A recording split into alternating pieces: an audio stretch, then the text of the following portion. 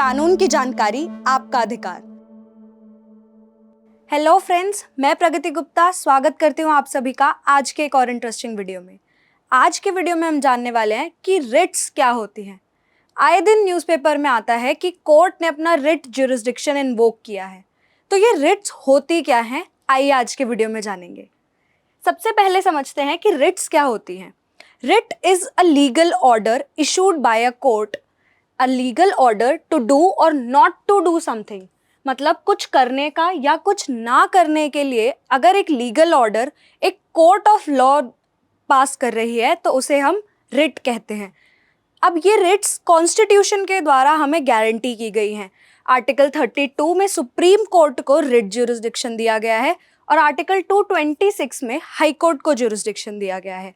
अब जो supreme court का ज्यूरिसडिक्शन है वो सिर्फ फंडामेंटल राइट्स के लिए है, क्योंकि आर्टिकल 32 हमारा एक फंडामेंटल राइट है, तो सुप्रीम कोर्ट सिर्फ फंडामेंटल राइट्स में रिट्स इशू कर सकता है। हाई कोर्ट को fundamental rights plus legal rights, कोई भी और राइट्स जो कॉन्स्टिट्यूशन के अलावा आपको दिए गए हैं, उन सभी केसेस में हाई कोर्ट भी रिट्स इशू कर सकता है। अब हम जानेंगे कि ये रिट्स के टाइप्स क्या क्या होते हैं। जब मैं ये रिट्स आपको बताऊंगी ना, तो आपको ये जो नाम सुन के ऐसा लगेगा कि ये हैरी पॉटर के कुछ मैजिकल स्पेल्स हैं, और इनका काम भी इतना ही मैजिकल है। सबसे पहली रिट है habeas corpus, mandamus, prohibition, certiorari, quo warranto.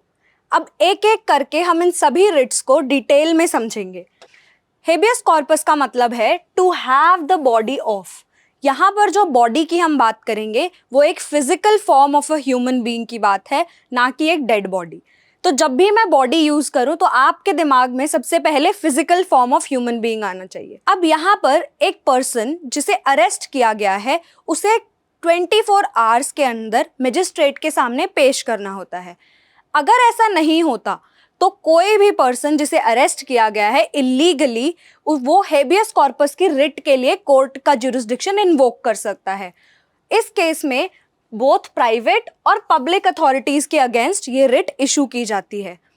अब हम समझेंगे कुछ ऐसे केसेस जिनमें हेबियस कॉर्पस की रिट इशू नहीं की जा सकती। जैसे अगर लॉफुल डिटेंशन है, तो मतलब अगर डिटेंशन लॉफुल है, प्रोसीजर एस्टैब्लिश्ड बाय लॉ के द्वारा उसे डिटेन किया गया है, तो उस केस में हेबियस कॉर्पस की रिट इशू नहीं की जा सकती। अगर प्रोसीडिंग कंटेम्प्ट ऑफ लेजिस्लेचर या कंटेम्प्ट ऑफ कोर्ट के लिए है, अगर कंटेम्प्ट ऑफ लेजिस्लेचर या कंटेम्प्ट ऑफ कोर्ट के लिए किसी पर्सन को डिटेन किया गया है, तो भी उस केस में हेबियस कॉर्पस की रिट इशू नहीं की जा सकती। Next is the detention is by a competent court. मतलब अगर डिटेंशन हो चुका है और वो एक कॉम्पिटेंट कोर्ट ने करा है, मतलब जिस कोर्ट की ज्यूरिसडिक्शन है उसी ने उसको डिटेन करा है पर्सन को, तो वहां पर ये डिटेंशन लॉफुल हो जाता है और वहां पर हेबियस कॉर्पस की रिट इशू नहीं की जा सकती। Next is detention is outside the jurisdiction of the court. अब मैंने आपको बताया कि सिर्फ सुप्रीम कोर्ट या हाई कोर्ट ही रिट्स को इशू कर सकते हैं। रिट इशू करने की पावर सिर्फ सुप्रीम कोर्ट या हाई कोर्ट के पास है।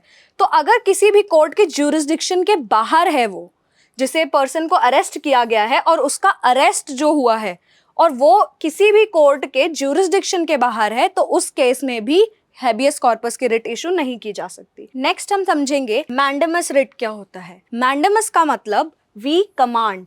एक कोर्ट एक पब्लिक ऑफिशियल को कमांड करेगा टू परफॉर्म और रिज्यूम हिज ड्यूटी।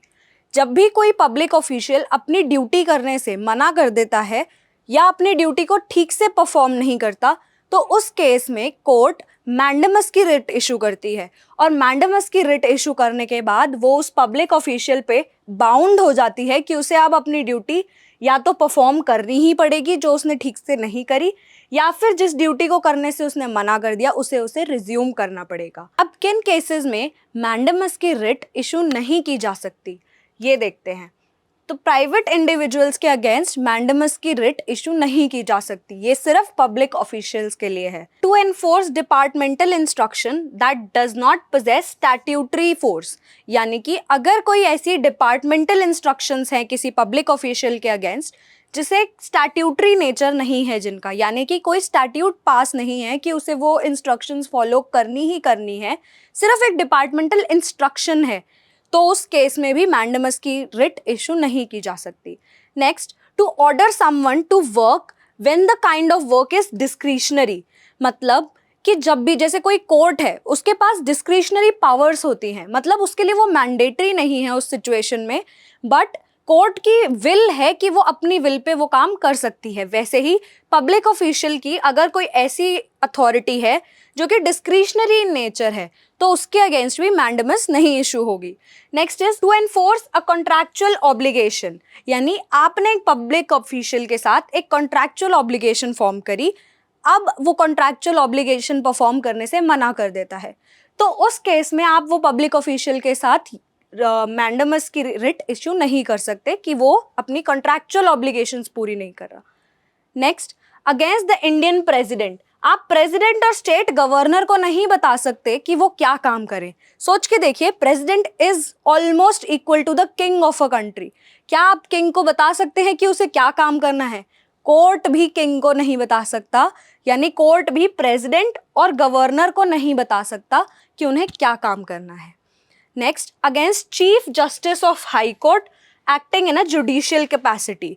अब ये जो इशू करेगा ये सिर्फ सुप्रीम कोर्ट कर सकता है, बट अगर चीफ जस्टिस के अगेंस्ट करा है, यानी किसी हाई कोर्ट में जो हाईएस्ट अथॉरिटी है यानी चीफ जस्टिस है उस हाई कोर्ट का, तो सुप्रीम कोर्ट उसके अगेंस्ट मैंडेमस की रिट इशू नहीं कर सकता। नेक्स्ट समझते हैं प्रोहिबिशन। प्रोहिबिशन का मतलब वी फॉरबिड। एक हायर कोर्ट एक लोअर कोर्ट को फॉरबिड करता है या मना करता है कि वो अपनी ज्यूरिसडिक्शन को एक्सीड ना करे। मतलब अगर हम कोर्ट की हायरार्की समझें तो सबसे पहले सुप्रीम कोर्ट, फिर आते हैं high court of various state, फिर आते हैं लोअर कोर्ट्स। तो ये है पूरी हायरार्की। अब इसके अंदर कोई भी हायर कोर्ट, मतलब जो एक स्टेप भी ऊपर है अगर किसी कोर्ट से, तो वो कोर्ट मना कर सकता है लोअर कोर्ट को कि आप अपनी ज्यूरिसडिक्शन को एक्सीड ना करें, सिर्फ अपनी ज्यूरिसडिक्शन में रहकर ही फॉलो करें रूल्स को। Can only be issued against judicial या क्वासी जुडिशियल अथॉरिटीज। ये जो रिट है ये सिर्फ जुडिशियल या क्वासी जुडिशियल अथॉरिटीज के अगेंस्ट ही इशू की जा सकती है। और कहाँ पर कौन से केसेस है जहाँ पर ये रिट इशू नहीं की जाएगी? एडमिनिस्ट्रेटिव अथॉरिटी, लेजिस्लेटिव बॉडीज या प्राइवेट इंडिविजुअल्स, इन केसेस में ये रिट इशू नहीं की जा सकती। नेक्स्ट हम समझते हैं सर्शियोररी। सर्शियोररी मतलब टू बी सर्टिफाइड।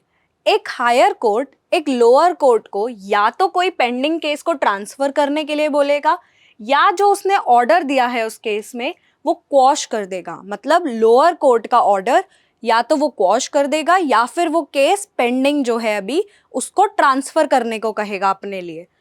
तो ये जो रिट है ये सिर्फ किसके अगेंस्ट इशू की जा सकती है? ये भी सिर्फ जुडिशियल या क्वासी जुडिशियल अथॉरिटीज़ के अगेंस्ट ही इशू की जा सकती है।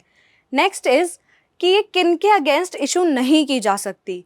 लेजिस्लेटिव बॉडीज या प्राइवेट इंडिविजुअल्स, इनके अगेंस्ट सर्शियोररी की रिट इशू नहीं की जा सकती। नेक्स्ट हम समझते हैं क्वो वारंटो। क्वो वारंटो का मतलब बाय व्हाट अथॉरिटी। यहाँ पर एक कोर्ट एक पब्लिक ऑफिशियल से क्वेश्चन करती है कि आपने जो वो ऑफिस ऑक्यूपाई किया है, by what authority you have occupied that office. और ये किस लिए होती है? To prevent illegal observation of a public office, मतलब इलीगली कोई पब्लिक ऑफिस में काम ना करे। तो यहाँ पर कोर्ट पब्लिक ऑफिशियल से क्वेश्चन कर रही है by what authority you are occupying that office. अब ये जो रिट है सिर्फ पब्लिक ऑफिशियल के अगेंस्ट ही इशू की जाएगी। कब? जब वो परमानेंट नेचर का होगा ऑफिस, या फिर कॉन्स्टिट्यूशन या कोई स्टैट्यूट इन्वॉल्व होगा उसमें। नेक्स्ट हम समझते हैं कि ये किसके अगेंस्ट इशू नहीं की जा सकती? प्राइवेट ऑफिसेज के अगेंस्ट या मिनिस्टीरियल ऑफिस के अगेंस्ट। तो आज की वीडियो में आपने समझा कि रिट्स क्या होती हैं, कौन इन्हें इशू कर सकता है, कितने टाइप्स की होती हैं, किसके अगेंस्ट इशू कर सकते हैं और किसके अगेंस्ट इशू नहीं कर सकते। आशा करती हूँ आज की वीडियो आप सभी को पसंद आई होगी। अगर वीडियो पसंद आई तो लाइक करें, मेरे चैनल को सब्सक्राइब करें, क्योंकि कानून की जानकारी है आपका अधिकार। जय हिंद, जय भारत।